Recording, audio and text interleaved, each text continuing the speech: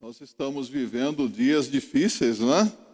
O tempo em que nós estamos vivendo parece até aqueles filmes de suspense, de terror. Você vê a cena diante dos seus olhos e você não acredita no que está vendo. Tudo parece muito estranho e assustador, mas ao mesmo tempo há uma paz no nosso coração, não é? Nós muitas vezes, como povo de Deus, como igreja, somos provados, mas nós não somos desamparados. A igreja passa por um tempo difícil. As coisas estão difíceis, mas em todo tempo nós temos visto a mão de Deus agindo, protegendo a sua igreja. Não é verdade que muitos procuram sufocar a obra de Jesus Cristo? Calar a igreja? Fazer com que a igreja não realize a sua obra? Tudo isso, meus amados irmãos, irmãs, meus amigos, é bíblico. E nós vamos ver sobre isso no livro do Apocalipse nesta noite, dando sequência à nossa série de mensagens. Livro do Apocalipse, que é o livro da revelação, não é? Aqui nós vemos muitos símbolos, muitas figuras, cataclismas, terremotos, cenas impactantes, mas que tanto nos ensinam, que tanto edificam a nossa vida, e embora pareçam cenas assustadoras, na verdade é uma mensagem de conforto, de consolo do Senhor Jesus Cristo para aqueles que lhe pertencem. O livro do Apocalipse é apavorante para aqueles que não têm Jesus, mas traz conforto, esperança para aqueles que são de Jesus. Amém? Eu quero convidar você a se colocar então em pé, com a sua Bíblia aberta no livro do Apocalipse, capítulo 11, versos de 1 a 14. Não farei a leitura de todos os versículos, apenas dos 4 versículos iniciais. Você acompanhe atentamente na sua Bíblia. E foi-me dado uma cana semelhante a uma vara, e chegou o anjo e disse: levanta-te e mede o templo de Deus e o altar e os que nele adoram, e deixa o átrio que está fora do templo e não o meças, porque foi dado às nações e pisarão a cidade santa por 42 meses, e darei poder às minhas 2 testemunhas, e profetizarão por 1260 dias, vestidas de saco. Estas são as 2 oliveiras e os 2 castiçais que estão diante do Deus da terra. Pai bendito e eterno, somos muito agradecidos por estarmos na Tua presença, Senhor. Muito obrigado, porque isso só é possível devido aos méritos que Jesus alcançou por nós na cruz do Calvário. Muito obrigado porque temos a Tua palavra agora aberta diante dos nossos olhos e suplicamos que o Senhor fale conosco, em nome do Senhor Jesus. Amém. Podem se assentar. As 2 testemunhas. Após a ordem de medir o templo, o altar, os adoradores, interessante, até os adoradores são medidos, não é? Cristo, o mensageiro, ordena que o pátio seja deixado de lado, não é? E ele afirma que dará poder às 2 testemunhas e que essas testemunhas serão mortas e ressuscitadas e levadas ao céu. É interessante esta palavra aqui, é um texto complexo, atraente até mesmo pelo seu aspecto místico, e há muitas pessoas que procuram identificar as 2 testemunhas com os mais diversos personagens e até mesmo instituições. Quem são as 2 testemunhas descritas aqui no livro do Apocalipse? É interessante que a palavra de Deus, ela nos é revelada através de símbolos. Não podemos interpretar nada aqui no livro do Apocalipse como se fosse literal. Alguns dizem essa parte é literal, esta parte é simbólica. Não, o livro do Apocalipse é um livro de símbolos, é um livro simbólico, então devemos interpretá-lo assim. E não é fácil interpretar, não é mesmo? É complexo demais, mas nós contamos com o Espírito Santo de Deus. O Espírito Santo de Deus abre a nossa mente, os olhos do nosso entendimento, para compreendermos a palavra de Deus, para termos discernimento do tempo em que nós vivemos. E eu tenho para mim, meus irmãos, que nós, a igreja do tempo presente, é a igreja do tempo do fim. Tenho para mim que Jesus está às portas. Esta igreja é a igreja do tempo do fim. E a mensagem do Apocalipse aqui nos alerta: crente, se prepare porque Jesus vai vir. Jesus virá. Ele já está às portas aí. Está preparado para o seu encontro com Jesus Cristo? Está preparada para o arrebatamento da igreja, que pode acontecer a qualquer momento? Há pessoas que ficam esperando aí, não tem que acontecer isto ou aquilo, mas a Bíblia diz que a hora em que não pensais, Jesus Cristo virá. Interessante, no verso 3 e 4, nós temos aqui uma palavra sobre essas testemunhas. Quem são as testemunhas? Jesus diz: e darei poder às minhas 2 testemunhas, e profetizarão por 1260 dias, vestidas de saco. Estas são as 2 oliveiras e os 2 castiçais que estão diante do Deus da terra. As testemunhas aqui são pessoas que tiveram uma experiência real com o Senhor, que tiveram as suas vidas transformadas pelo poder de Deus, pessoas que tiveram um encontro com o Salvador Jesus Cristo e tiveram uma experiência de perdão e de salvação. Ora, nós sabemos o que é uma testemunha, não sabemos? Será que alguém aqui em determinada ocasião já foi convocado ou chamado para servir de testemunha em algum lugar? Testemunha é um mensageiro, não é? É um mensageiro que compartilha algo que viu ou ouviu, e a sua mensagem então se torna especial, porque é uma testemunha que passou por uma experiência e ela vai compartilhar essa experiência com outras pessoas, que participou de acontecimentos que deram origem a uma mensagem. Você é uma testemunha de Jesus Cristo ou não? Sim ou não? Aproveitando, eu não sou bom de fazer piadinhas, mas conta-se que tem aquelas testemunhas de Jeová, já ouviu? Já recebeu alguma visita das testemunhas de Jeová? As testemunhas de Jeová bateram a porta de um velhinho, na casa de um velhinho, e disseram: estamos aqui para convidá-lo para ser uma testemunha de Jeová. Ele disse: meu amigo, eu não posso ser testemunha de Jeová. Mas por que o senhor não pode ser uma testemunha de Jeová? Eu quero dizer para você que eu não vi o crime. Ou seja, a testemunha precisa ser ocular, auricular, não é? Precisa ter visto, precisa ter ouvido, precisa ter participado. Há pessoas que realmente não podem ser testemunhas porque nunca passaram por uma experiência real. Você já passou por uma experiência com Cristo? Já teve uma experiência real com o Cristo ressurreto e vivo? Já teve o seu encontro com Jesus Cristo? Você tem um testemunho para dar às pessoas do que Jesus Cristo fez na sua vida? Talvez você seja como aquelas pessoas que dizem assim: olha, eu vi Jesus Cristo salvar muitas pessoas, eu presenciei curas e milagres na vida de pessoas, e nós presenciamos isso, não é mesmo? Mas você pode testemunhar de algo que Jesus já fez na sua vida?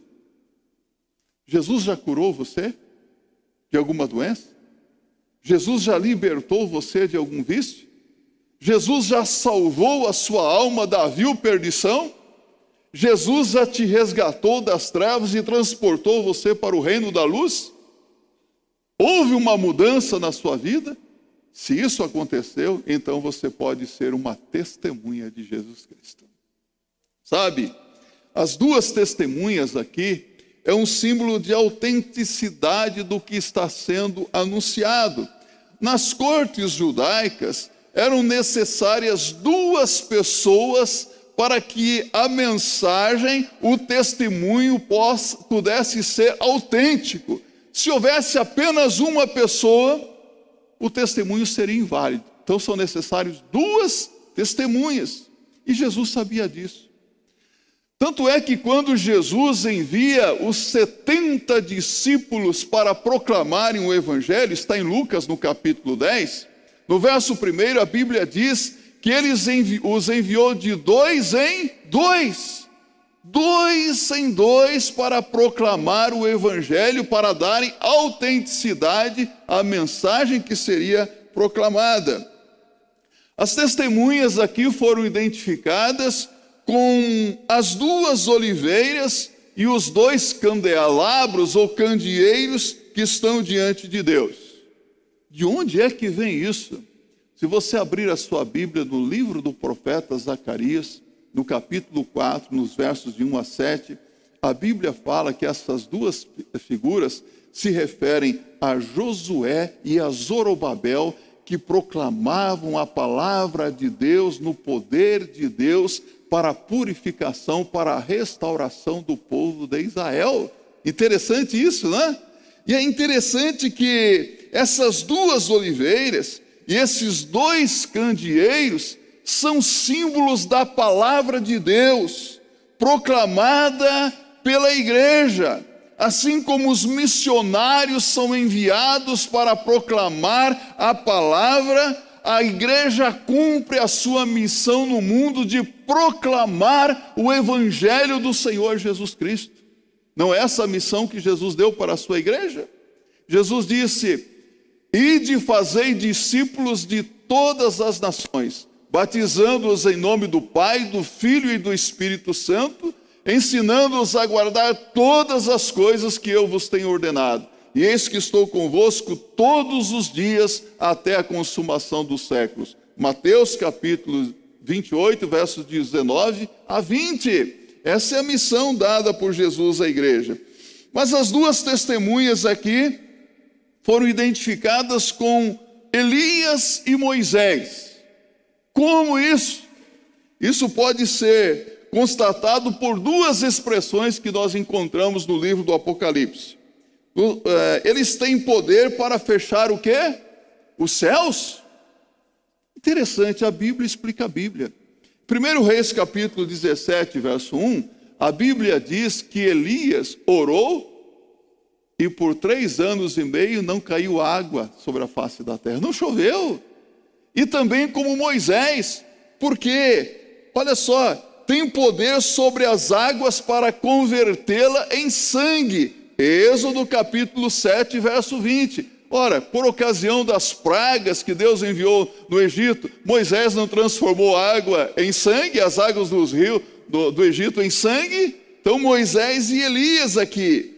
Elias e Moisés foram profetas fiéis na proclamação da palavra de Deus. Foram obedientes. Então, diante desses elementos, nós podemos compreender que as testemunhas aqui, elas não se referem a 2 pessoas, mas sim a pessoas de todos os tempos e lugares que tiveram uma experiência genuína com um verdadeiro Deus. Pessoas que tiveram as suas vidas impactadas pelo poder de Deus, que foram transformados pelo poder do Espírito Santo de Deus e que se tornaram proclamadores ousados da palavra do Senhor.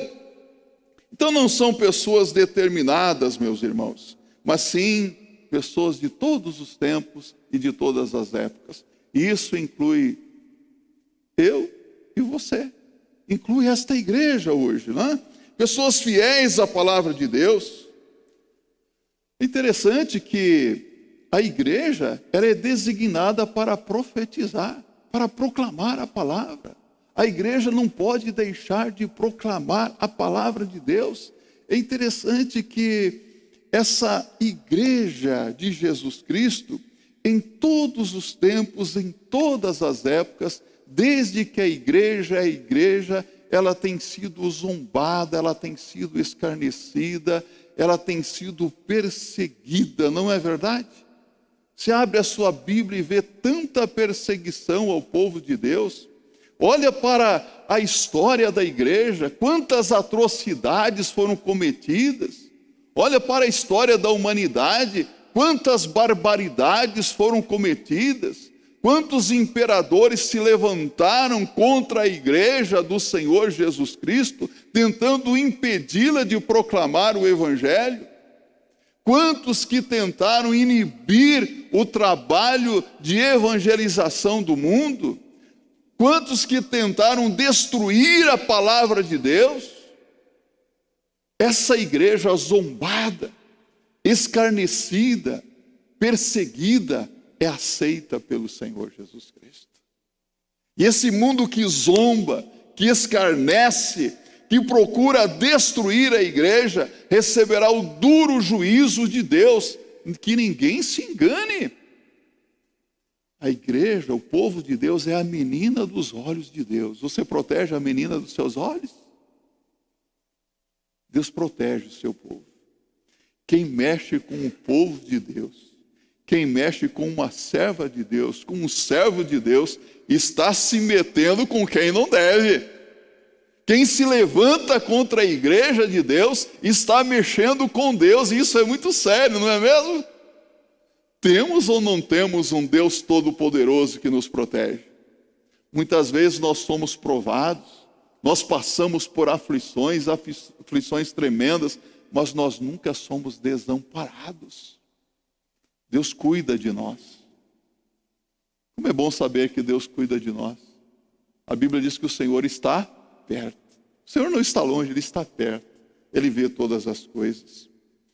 O povo de Deus é chamado no livro do Apocalipse de as 12 tribos. Já notou isso?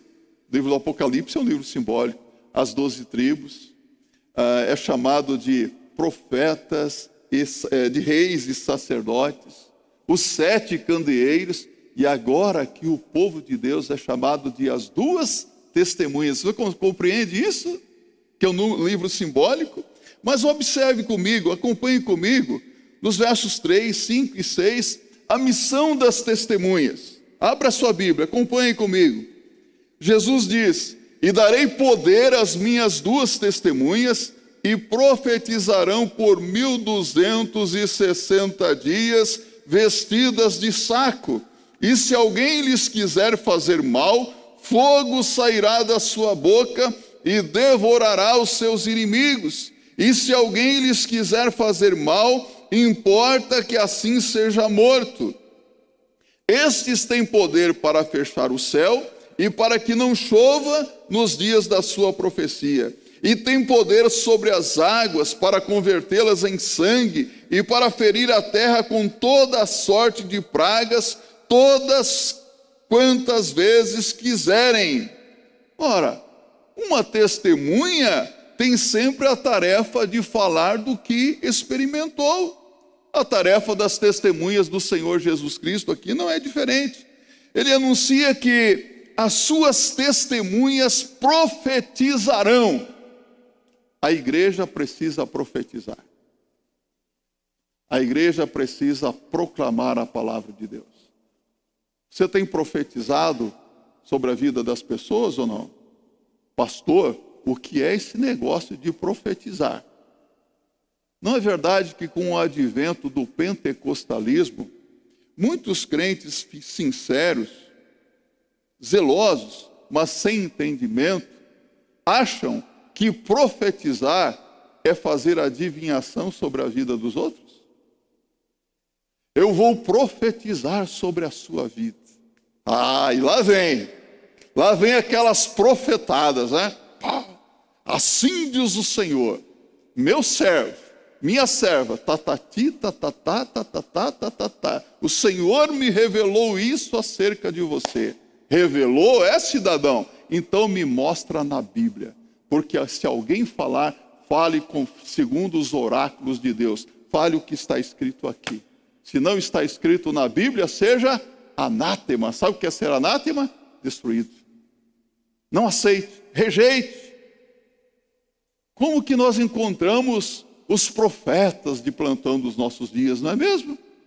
Olha, você crê na palavra de Deus? A palavra de Deus está dizendo que profetizar não é fazer adivinhação. Eu selecionei alguns textos aqui para trazer para vocês nesta noite. Levítico capítulo 19, verso 31. Veja só o que diz a palavra de Deus aqui. Não vos virareis para os adivinhadores e encantadores, não os busqueis, contaminando-vos com eles. Eu sou o Senhor vosso Deus. Então, se alguém vier fazer alguma adivinhação sobre a sua vida, repreenda isso em nome de Jesus. É interessante como que Deus fala com o outro, mas não fala com você, não é? Deus revelou para mim. Hoje eu estou profetizando sobre vocês, mas eu estou usando a palavra de Deus, que dá autoridade à palavra de Deus. Se a palavra de Deus não está sendo usada, olha, joga fora. Sabe nessas igrejas pentecostais que tem aquele momento da profecia? Não sei se alguém veio dessas igrejas pentecostais, mas é mais ou menos assim. Tem um momento de culto, eu não vou citar nome de irmãos aqui que vieram de lá, né, que começam a coçar o nariz, fazer assim, né? Mas é o seguinte, conta-se que no momento da hora da profecia que tem, né? Tem os profetas, as profetisas, aí começa a cantar aquele hino, o Senhor da ceifa está chamando. Aí, eu vou resumir para você, o profeta do altar se aproximando. Aí chegou a profetisa, e gente, naquele domingo era o aniversário do pastor e ninguém se lembrou. Mas a profetisa recebeu a revelação. E ela não teve dúvida.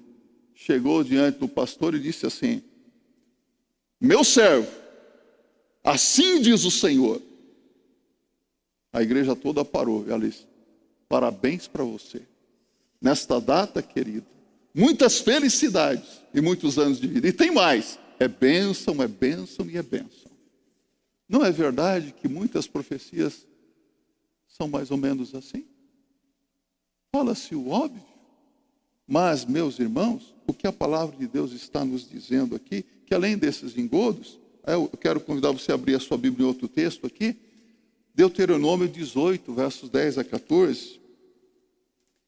Entre ti não se achará quem faça passar pelo fogo a seu filho ou a sua filha, nem adivinhador, nem prognosticador, nem agoureiro, nem feiticeiro, nem encantador, nem quem consulte a um espírito adivinhador, nem mágico, nem quem consulte os mortos. Pois todo aquele que faz tal coisa é abominação ao Senhor, e por estas abominações o Senhor teu Deus os lança fora de ti.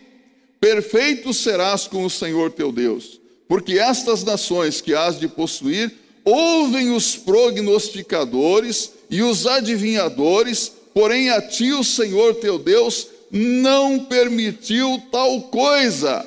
Então, profecia é, antes de tudo, a proclamação do Evangelho, é anunciar a palavra de Deus. Compreendeu isso? A Bíblia é a nossa única e infalível regra de fé e prática. É a nossa bússola, ou podemos dizer, é o GPS do cristão. E é incrível como que hoje, até mesmo alguns que se dizem cristãos e estão atrás do tio, da tia que faz profecias. Hoje essa moda acabou, mas algum tempo atrás, tem uma tia lá que faz umas profecias, tem o tio ali que faz outras profecias. Sem contar naqueles que estão interessados tanto no futuro, que até hoje estão consultando os horóscopos da vida, não é? Oh, meus irmãos, que coisa triste. Você não precisa disso. Você só precisa da palavra de Deus. O que Cristo está dizendo é que as suas testemunhas devem anunciar ou pregarão a sua palavra, o seu evangelho, do qual são participantes, que foi escrito para que, conhecendo-o, os homens possam conhecer a verdade, crer em Jesus e serem participantes da salvação de Deus que há em Cristo Jesus. Abra sua Bíblia no Evangelho de João, no capítulo 20, no verso 31. Aqui nós temos uma palavra muito importante para as nossas vidas. O evangelista João, quando ele escreve o seu evangelho, ele diz assim: estes, porém, foram escritos para que creiais que Jesus é o Cristo, o Filho de Deus, e para que, crendo, tenhais vida em seu nome. Tudo o que está escrito aqui foi escrito para o nosso conhecimento, para que possamos fazer a vontade de Deus. E esse testemunho será realizado por um período de 1260 dias e será levado adiante com grande contrição por parte das testemunhas vestidas de saco por causa da incredulidade da humanidade. Então esse testemunho, meus irmãos, não será impedido de forma alguma, porque as suas testemunhas recebem o poder do próprio Cristo. O que Jesus disse em Mateus 28, verso 18? É-me dada toda a autoridade ou todo o poder nos céus e na terra. E esse poder Jesus Cristo dá às suas testemunhas. Jesus Cristo dá para a sua igreja a capacidade de pregar o evangelho. E devemos ser fiéis, meus irmãos, na proclamação do evangelho. Sabe o que é que mantém uma igreja em pé? Você sabe o que mantém uma igreja em pé? A pregação do evangelho de Jesus Cristo. Quando a igreja para de proclamar a mensagem do evangelho de Jesus Cristo, ela perde também a sua necessidade de existência. Há muitas igrejas que deixaram de pregar o evangelho de Jesus. Hoje muitas mensagens estão sendo pregadas aí, mas não é o evangelho de Jesus Cristo. São mensagens de autoajuda. Muita filosofia, muita psicologia está sendo anunciada como se fosse o evangelho, mas não é o evangelho de nosso Senhor e Salvador Jesus Cristo. A igreja, ela fica em pé até o momento que pregar o evangelho de Jesus Cristo. Muito bem, versos 7 a 10, observe aqui a aparente derrota das testemunhas. E quando acabarem o seu testemunho, a besta que sobe do abismo lhes fará guerra, e os vencerá, e os matará, e jazerão os seus corpos mortos na praça da grande cidade que espiritualmente se chama Sodoma e Egito, onde o seu Senhor também foi crucificado. E os homens de vários povos e tribos e línguas e nações, vendo os seus corpos mortos por 3 dias e meio, e não permitirão que os seus corpos mortos sejam postos em sepulcros. E os que habitam na terra se regozijarão sobre eles, e se alegrarão, e mandarão presentes uns aos outros, porquanto estes 2 profetas tinham atormentado os que habitam sobre a terra. Olha aqui para mim. A igreja de Jesus Cristo será indestrutível até o dia do seu arrebatamento. A igreja é invencível. Muitos tentaram calar a igreja. Muitos hoje estão tentando colocar uma mordaça na igreja do Senhor Jesus Cristo. Muitos querem destruir a igreja. Vai me dizer que você já não assistiu desses vídeos aí que veiculam pelas redes sociais de professores universitários dizendo: olha, temos que matar aquela mulher que lê a Bíblia e fala de Jesus. Já ouviu isso? Aquela mulher crente. Temos que atacar as igrejas, queimar as igrejas. Já ouviu isso? Ouvimos todos os dias isso. Pessoas com ódio da igreja. Mas eu vou dizer uma coisa para você. Ninguém consegue calar a igreja. Ninguém conseguirá destruir a igreja do Senhor Jesus Cristo. Aí eu pergunto para você, você faz parte da igreja? Você é membro do corpo de Cristo, que é a igreja?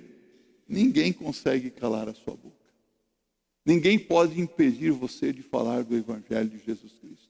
Porque você é testemunha de Jesus. Testemunha deve falar cada dia do que Jesus Cristo fez na sua vida, aproveitando bem cada oportunidade para apresentar o Evangelho de Jesus Cristo às pessoas. Paulo diz, os apóstolos disseram, nós não podemos nos calar, deixar de falar daquilo que nós temos visto e ouvido. Não podemos nos calar. Há pessoas que se calam, acovardados. Há pessoas que são tímidas, não têm coragem para testemunhar da sua fé em Jesus Cristo. Eu tenho medo do que as pessoas vão pensar se eu lhes falar de Jesus. Eu tenho medo de ser rejeitado. Eu tenho medo de fazer mais mal do que bem. Eu tenho medo. Deus não nos deu o espírito de covardia, mas de moderação e amor. Você ama as pessoas? Você deseja que essas pessoas sejam participantes da graça de Deus que é em Cristo Jesus? Você deseja a salvação dos seus queridos? Das pessoas que estão perdidas? Então fala. Sem medo, sem receio. A nossa vida já está escondida em Cristo, não está escondida?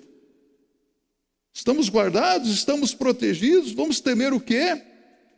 Sabe, a vocação da igreja é adorar a Deus. O que nós estamos fazendo aqui nesta noite, meus irmãos e amigos? Adorando a Deus.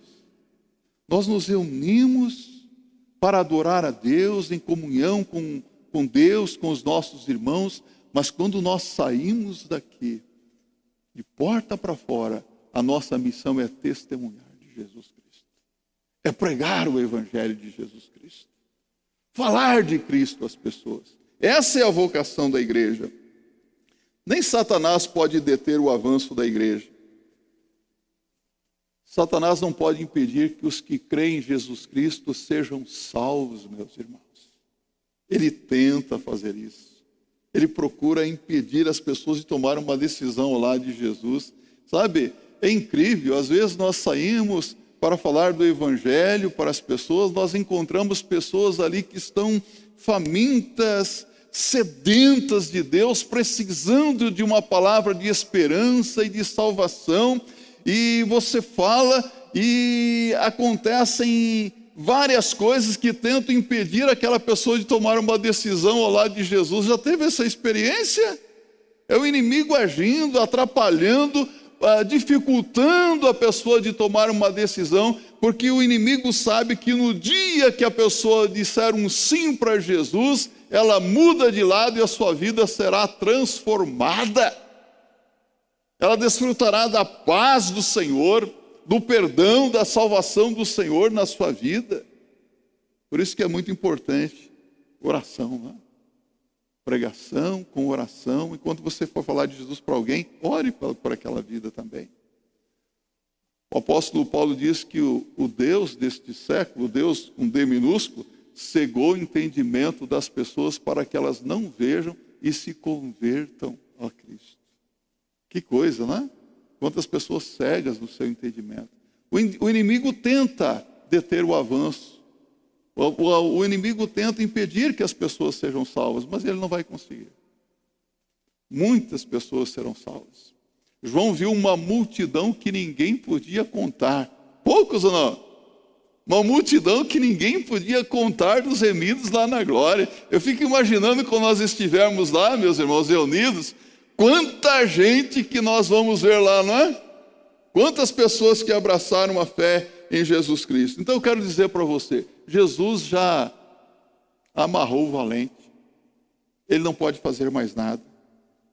As testemunhas seguem proclamando.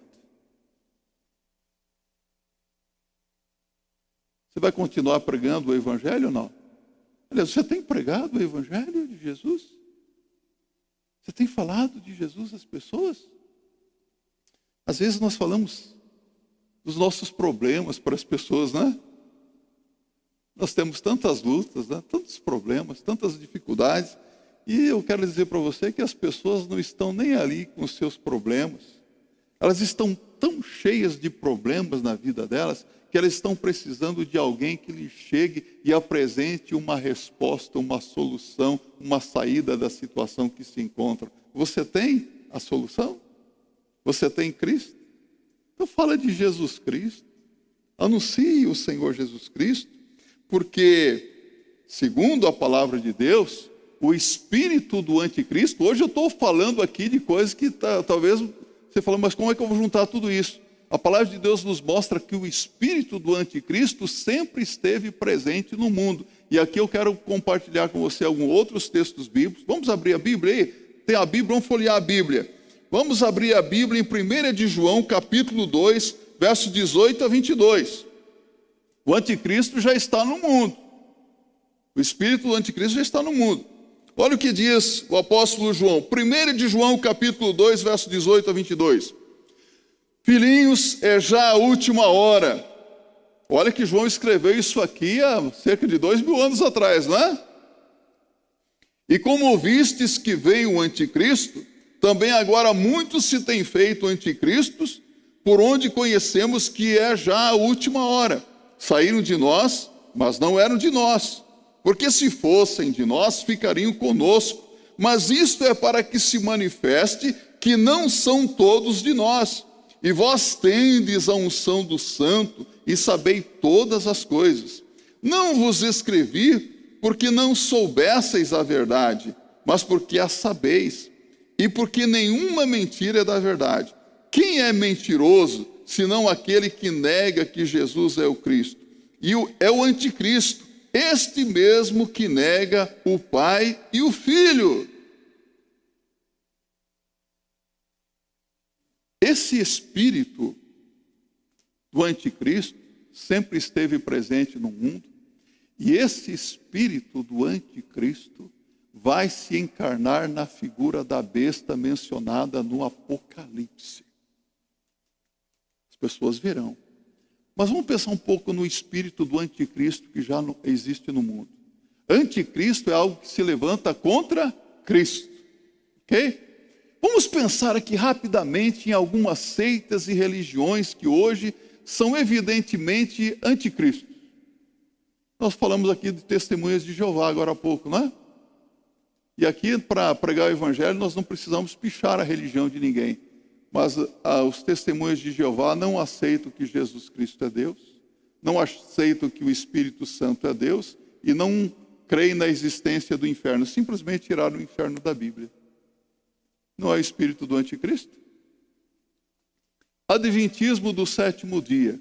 Também sono da alma. Depois que você morreu, acabou tudo. Não existe inferno. Não, o inferno continua existindo na Bíblia. Não dá para tirar o inferno da Bíblia. E além do mais, coloca os livros de Ellen White no mesmo pé de igualdade da Bíblia. As profecias de Ellen White, espírito do anticristo. Já ouviu falar dos Mormons? Os Mormons, eles seguem os escritos de Smith, que diz que recebeu uma visão do anjo Moroni, que trouxe para ele as tábuas ali, e agora a Bíblia é algo para o passado, agora é o livro de Mormon. E se batizam pela salvação dos mortos, salvação pelas obras, espírito do anticristo.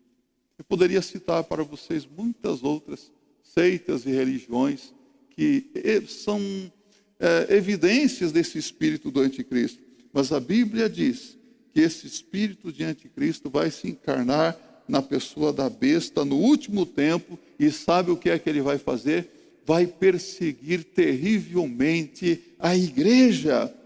O anticristo vai fazer guerra contra os santos de Deus. Está aqui, Apocalipse 13, verso 7, acompanhe comigo.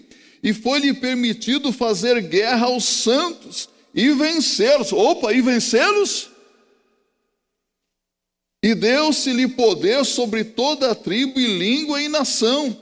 Este aqui é o homem da iniquidade. Vamos lá, 2 Tessalonicenses 2, versos 3 a 9. Olha a exortação do apóstolo Paulo. Ninguém de maneira alguma vos engane, porque não será assim sem que antes venha a apostasia e se manifeste o homem do pecado, o filho da perdição, o qual se opõe e se levanta contra tudo o que se chama Deus ou se adora, de sorte que se assentará como Deus no templo de Deus, querendo parecer Deus. Não vos lembrais de que estas coisas vos dizia quando ainda estava convosco? E agora vós sabeis o que o detém, para que a seu próprio tempo seja manifestado. Porque já o mistério da justiça opera. Somente há um que opera, que agora o retém, até que do meio seja tirado. E então será revelado o iníquo, a quem o Senhor desfará pelo sopro da sua boca, e aniquilará pelo esplendor da sua vinda. A esse cuja vinda é segundo a eficácia de Satanás, com todo o poder e sinais e prodígios de mentira. Ele vai querer fazer ser adorado como se fosse Deus. E você sabe o que a Bíblia diz? Que ele já está no mundo. O mundo jaz no maligno, ele vai se revelar. Outro texto aqui, Apocalipse 13, verso 8 aqui. E adoraram-na todos os que habitam sobre a terra, esses cujos nomes não estão escritos no livro da vida do Cordeiro, que foi morto desde a fundação do mundo. Mais uma vez eu quero convidar você aqui a ouvir o que eu quero dizer para você. Eu sei bem o que eu vou dizer para você. Muitas perseguições e matanças sobre os cristãos já aconteceram ao longo da história. Mas no tempo do fim, haverá uma matança tão grande, e essa matança será sobre a igreja de Jesus Cristo. E vai parecer que a igreja perdeu o seu poder, que a igreja morreu, que o evangelho perdeu a sua eficácia. Só parecer. E ficarão como cadáveres na praça. Você está entendendo isso aqui? As testemunhas serão mortas, diz a palavra de Deus aqui. Mas mesmo nesse tempo de matança, fica evidenciado aqui o desígnio de Deus, os planos de Deus. Porque Satanás e os seus agentes só podem ir até onde Deus permite. Sabia disso? Deus é o Criador de tudo. Deus governa o universo. Deus tem o controle da história. Deus tem o controle da minha vida, da sua vida. Deus cuida da sua igreja. A palavra de Deus nos mostra que as perseguições, desde o começo, visam banir a igreja, calar a sua voz. Os ímpios que odeiam a palavra de Deus, odeiam a Cristo, odeiam todos aqueles que pertencem ao Senhor Jesus Cristo, e a igreja ficará como morta. A Bíblia diz que era como um cadáver na praça. E houve júbilo, alegria dos adversários, dizendo: olha, acabamos com a igreja, não vamos mais ouvir a sua mensagem. Porém, o que acontece? As testemunhas, elas ressuscitarão e subirão ao céu, e os seus inimigos verão. Olha só que coisa impressionante aqui, meus irmãos. Olha a vitória aqui das testemunhas. Os acusados aqui no verso 10 são transformados em terror dos acusadores. A igreja ascenderá, a igreja se assentará no trono. E eu pergunto para você, por que a igreja de Jesus se assentará no trono? Por quê? Para julgar o mundo. Nós julgaremos o mundo, sabia disso? É bíblico. Olha o verso 11 a 14. E depois daqueles 3 dias e meio, o Espírito de vida vindo de Deus entrou nele, e puseram-se sobre os seus pés. E caiu grande temor sobre os que o ouviram. E ouviram uma grande voz do céu que lhes dizia: subi para aqui. E subiram ao céu em uma nuvem, e os seus inimigos os viram. E naquela mesma hora houve um grande terremoto, e caiu a 10ª parte da cidade, e no terremoto foram mortos 7.000 homens, e os demais ficaram muito aterrorizados, e deram glória a Deus do céu. É passado o 2º ai, e eis que o 3º ai cedo virá.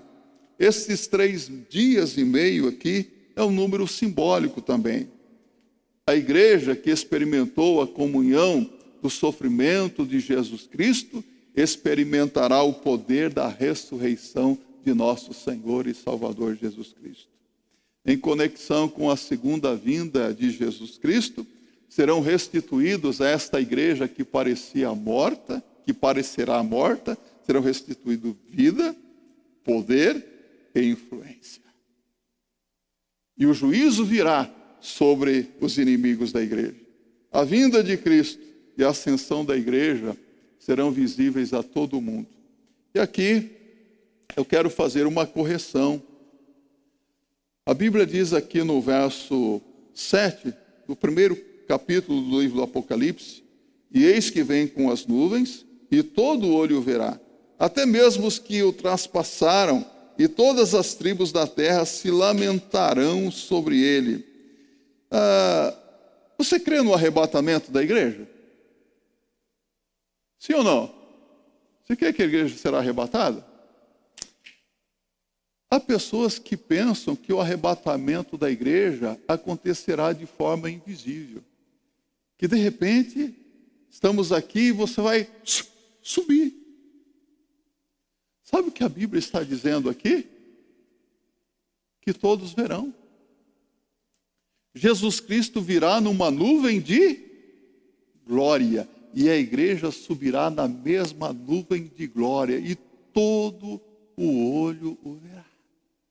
Olha aqui, meus irmãos, que coisa linda. Ó, está de acordo com 1 Tessalonicenses 4, 16 e 17. Porque o mesmo Senhor descerá do céu com alarido e com voz de arcanjo e com trombeta de Deus, e os que morreram em Cristo ressuscitarão primeiro. Depois nós, os que ficarmos vivos, seremos arrebatados juntamente com eles nas nuvens, a encontrar o Senhor nos ares, e assim estaremos para sempre com o Senhor.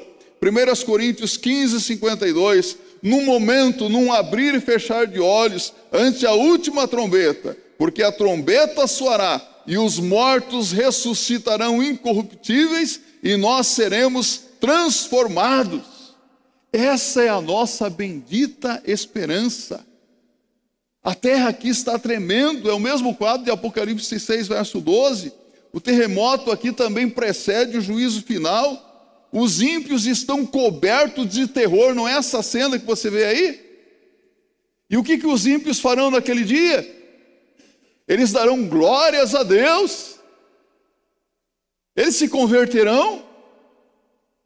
Não. Você já ouviu falar de Nabucodonosor? O rei Nabucodonosor dava glórias a Deus, mas ele não era convertido.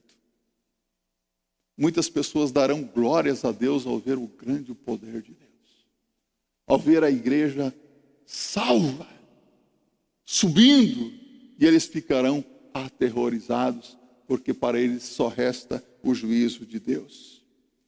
A visão dessa igreja zombada e recebida por Deus, e do mundo que zomba, recebendo o juízo de Deus, meus irmãos, deve nos levar a proclamar a palavra de Deus com ousadia. Porque muitas pessoas ainda poderão ser salvas, terem as suas vidas transformadas. Eu tenho para mim que, independentemente das circunstâncias, das provações, a igreja de Jesus Cristo continuará obstinada e alegremente proclamando o Evangelho de Jesus, independentemente das aflições que nós enfrentamos. Então, as duas testemunhas são uma figura da igreja de Jesus Cristo, que tem a missão a capacidade de testemunhar do Evangelho, para que, através do sacrifício que Jesus Cristo realizou na cruz, toda a humanidade tenha a oportunidade de ser participante da salvação de Deus. Eu digo oportunidade, porque hoje todas as pessoas têm a oportunidade de crer em Jesus, de se arrepender e serem salvos. Todas as pessoas. Mas não significa que todas as pessoas serão salvas. Serão salvos aqueles que, reconhecendo os seus pecados, se arrependem e aceitam a Cristo como Senhor e Salvador pessoal. Este é um tempo de proclamação. Este é o tempo da graça de Deus. Mas haverá um momento que a porta da graça se fechará, que as oportunidades cessarão. A Bíblia diz: hoje, se ouvirdes a voz de Deus, não endureçais o vosso coração. O dia da salvação é hoje. O amanhã não nos pertence. Amanhã pode ser muito tarde. Hoje Cristo quer te salvar. Que alegria saber que muitos, se não todos que estão aqui, já são salvos por Jesus. Mas se há alguém aqui que ainda não é salvo, hoje tome a sua decisão séria ao lado de Jesus para a glória de Deus. Amém?